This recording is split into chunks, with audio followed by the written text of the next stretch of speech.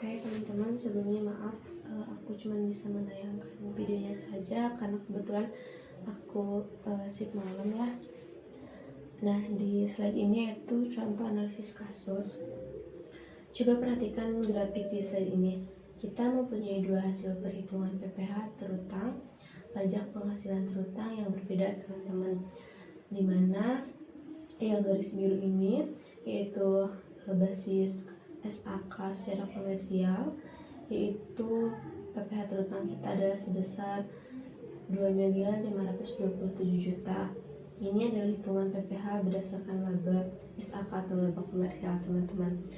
Dan yang warna merah yaitu basis fiskal, PPh terutang kita adalah sebesar 2.541.000.000.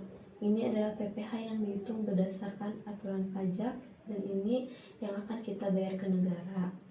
Jelas ada selisih ya teman-teman, yaitu sebesar 14 juta. Nah, yang jadi pertanyaannya adalah kenapa angka PPh yang kita bayar ke negara secara fiskal justru lebih tinggi daripada kita laporan secara komersial. Jawabannya yaitu ada di proses yang kita sebut rekonsiliasi fiskal. Nah, di mana kita itu perlu mengubah laba komersial menjadi penghasilan kena pajak yaitu PKP. Nah, di sini kita memiliki data awalnya. Perusahaan kita memiliki laba komersial sebesar 11.490.000.000. Ini adalah laba sebelum pajak menurut SAK. Dan ternyata ada koreksi positif NATO teman-teman sebesar 60 juta yang harus kita lakukan.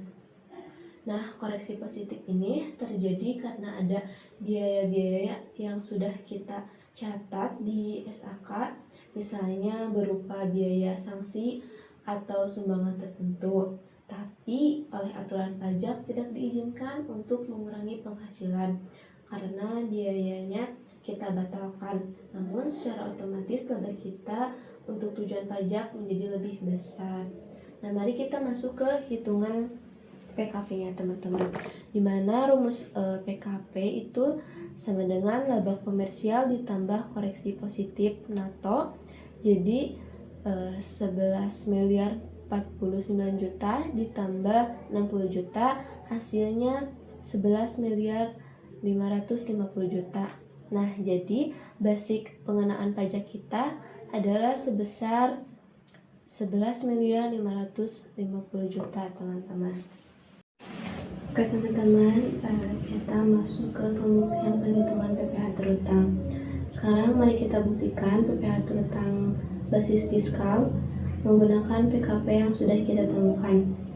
Kita gunakan rumus dasar dengan asumsi tarif PPh badan sebesar 22% yang berlaku saat ini, yaitu PPh terutang fiskal sama dengan tarif PPh badan dikali PKP, di mana 22% dikali 11.550.000.000 yang hasilnya sebesar 2.541.000.000. Jadi teman-teman, kita bisa lihat hasilnya.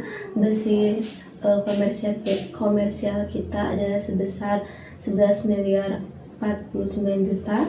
Basis pajak kita yaitu PKP sebesar 11.550.000.000. Kesimpulannya sangat jelas ya teman-teman. Adanya koreksi positif NATO sebesar 60 juta membuat penghasilan kena pajak yaitu PKP kita menjadi lebih tinggi daripada laba komersial kita. Konsekuensinya PPh terutang kita secara fiskal menjadi lebih tinggi dibandingkan secara komersial.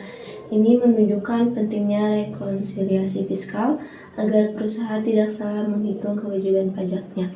Mungkin itu teman-teman penjelasan yang bisa saya sampaikan. Terima kasih.